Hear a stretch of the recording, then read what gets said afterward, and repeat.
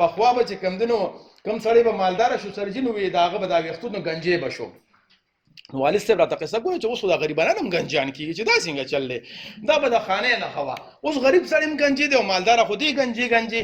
خو اکثر ظاهر ته وګورو چې دا اس پي صاحب دی او دا ډي اس پي صاحب دی او دا ډاکټر صاحب دی، دا انجینیر صاحب دی او دا وي سي صاحب دی او دا رجسټرار صاحب دی او دا پروفیسر صاحب دی.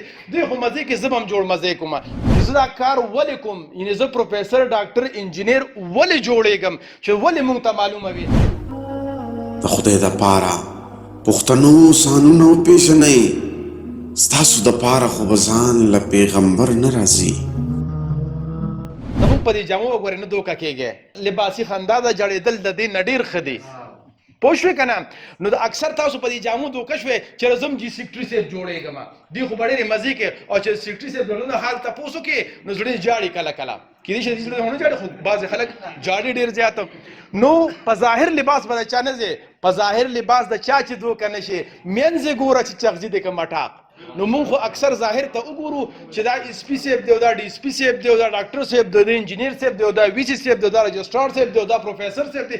دوی خو مزې کې زه به هم جوړ مزې کوم، نور خبر نه وي چې څونه مشکلات دوی تیر کړي دي یا څونه مشکلاتو سره اوس مخ دي. تاسو اکثر وګورئ پخوا به چې کوم دنو کوم سړی به مالداره شو سرجین وي د هغه به دا وختونو گنجې به شو.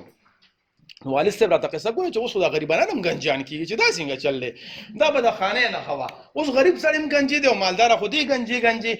نو دا پته دا ولګېده چې دا گنجیتوب صرف مالدارۍ سره تعلق نه ساتي، دا د ټینشن میرات خلک سره هم تعلق ساتي، دا ډیپریشن سره هم تعلق ساتي، دا خوراک سره هم تعلق ساتي.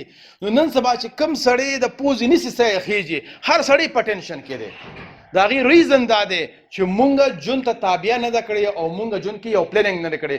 دویم کله چې مونږ مقصد جوړ کړو چې زه به څه جوړېږم، نو دویم د هغې شیز مقصد معلومول پکار دی چې زه دا کار ولې کوم، یعنې زه پروفیسر ډاکټر انجینیر ولې جوړېږم چې ولې مونږ ته معلومه وي. نو چې کله ولې معلومه وي نو بیا به مونږ ته هغه کار خوند راکوي، او چې ولې نه معلومه نو هغه کار به مونږ ته خوند نه راکوي. لکه د مثال په توګه باندې تاسو دلته اډې ته لاړ شئ، شاید کوچ کې کښېنئ چې زه لاهور ته ځم او تاسو ته پته نه چې زه لاهور ته ولې ځم، نو تاسو راته ووایئ چې لاهور ته ورسئ، نو تاسو به انجوای کوئ، تنګ به یې او که نه خوشحاله به یې.